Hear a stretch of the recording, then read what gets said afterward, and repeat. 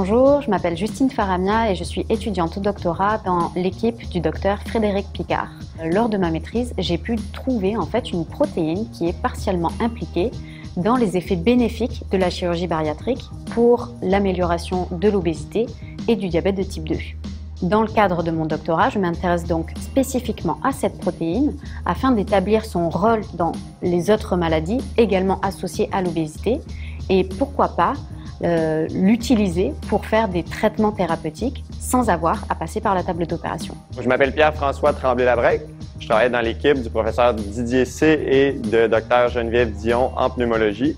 Mon projet s'adresse principalement aux gens atteints de maladies pulmonaires pour dresser un petit peu le portrait de ces gens-là en leur faisant faire des tests de 6 minutes de marche, des tests de 1 minute d'assis, debout, de lever de chaise, pour voir un petit peu à qui s'adresseraient les différentes ressources, soit de réadaptation pulmonaire ou soit de ressources à domicile.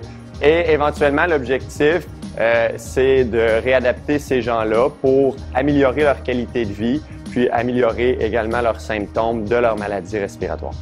Bonjour à tous, je m'appelle Sandra Adjad, je suis étudiante au doctorat en sciences cliniques et biomédicales et je suis supervisée par Dr Jonathan Baudouin et Dr Jean-Michel Paradis. Donc, mon projet de doctorat s'intéresse à l'évaluation multiparamétrique des patients qui subissent une réparation percutanée de la valve mitrale dans un contexte d'insuffisance mitrale sévère et symptomatique. Donc la valve mitrale, c'est une des 4 valves du cœur qui a pour rôle d'empêcher le reflux du sang vers les poumons lorsque le cœur se contracte.